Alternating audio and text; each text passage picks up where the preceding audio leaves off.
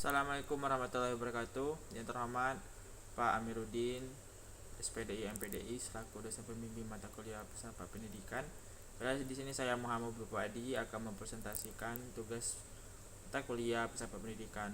Baiklah, pertanyaan pertama, apa pengertian metode pendidikan Islam? Pengertian metode pendidikan Islam adalah suatu cara yang digunakan untuk mempermudah suatu pendidik untuk mengembangkan ajaran agama sesuai dengan ajaran atau hukum syariat yang telah ditetapkan. Yang kedua, macam-macam metode pendidikan Islam. Baiklah, metode yang pertama yakni metode qudwah. Mengajar dengan contoh atau keteladanan adalah metode paling kuat dalam pembelajaran Islam. Ada ungkapan tindakan lebih efektif daripada ucapan. Bahasa perilaku guru lebih bermakna daripada bahasa lisan. Bahkan Nabi Muhammad juga dikenal dengan sebutan uswatun hasanah. Ini menandakan sisi guru begitu penting sebagai panutan baik di lingkungan sekolah dan masyarakat. Tingkah laku pendidik punya daya sentuh yang lebih besar bagi siswa daripada apa yang diceramahkan. Metode kedua, kitabah atau kaul berceramah masih menjadi metode yang efektif diterapkan dalam setiap suasana. Sebagaimana kita lihat para dai atau kiai yang istiqamah menerapkan metode ini. Dengan kemampuan bahasa yang fasih dan komunikatif, metode ceramah akan membawa keberhasilan belajar, apalagi jika dilengkapi dengan teknologi terkini, yakni multimedia. Metode selanjutnya yaitu metode kitabah atau hot. Satu tingkatan lebih tinggi dibanding berceramah adalah kitabah, yakni menulis. Sejarah mencatat Nabi Muhammad pernah membebaskan tawanan perang dan meminta mereka mengajar baca tulis kepada sahabat yang saat itu belum mampu. Begitu pentingnya aktivitas baca tulis. Metode menulis sendiri di lembaga-lembaga pendidikan Islam diterapkan dengan berbagai teknik seperti imla, dikte, atau khat kaligrafi. Selanjutnya metode hiwar atau dialog. Bagus diterapkan untuk menggugah ide kreatif siswa. Syaratnya, topik atau materi yang dipelajari jelas batasannya dan memiliki kegunaan tinggi. Metode ini juga efektif untuk melatih siswa mencatat peristiwa dan kejadian terbaru yang terjadi di lingkungan sekitar. Yang kelima, metode As'ilah wal Ajwibah.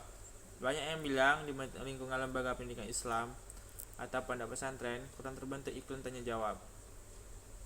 Yang keenam, metode musyawarah. Berdiskusi dilakukan untuk memecahkan masalah. Yang ketujuh, metode mujadalah atau basul masail. Basul masail telah menjadi tradisi di lingkungan pesantren. Inilah salah satu metode yang menemukan solusi atau dasar hukum di setiap persoalan kontemporer. Melalui debat atau brainstorming dengan referensi kitab atau buku karya ulama klasik, ketajaman berpikir dan kerangka logika dibangun. Tak salah, saat ini bermunculan cendekiawan-cendekiawan di latar belakang pesantren. 8. Metode tafaskur, refleksi kontemplasi di lembaga pendidikan Islam dilakukan dengan mengambil satu topik khusus untuk ditemukan solusinya. 9. Metode muhasabah an-nafs. Muhasabah an-nafs atau introspeksi diri dilakukan sebagai bentuk rasa cinta terhadap diri sendiri sekaligus ungkapan syukur kepada Tuhan atas ilmu yang telah diberikan. Jika dicermati, inilah metode yang jarang dilakukan sehingga berdampak pada kurangnya pengenalan siswa terhadap potensi masing-masing. Muhasabah biasanya dilakukan setiap akhir pekan atau akhir semester untuk mengukur keberhasilan pembelajaran yang telah dilakukan. 10. Metode kisah. Anak usia dini biasanya sangat suka jika guru bercerita. Ini metode yang bercerita. 11. Metode tatbik. Di pendidikan umum lebih dikenal dengan metode demonstrasi. Tujuan menggunakan metode ini agar teori yang dipelajari bisa dialami langsung dan diaplikasikan sehingga tidak terjadi kesalahan dalam memahami suatu materi ajaran.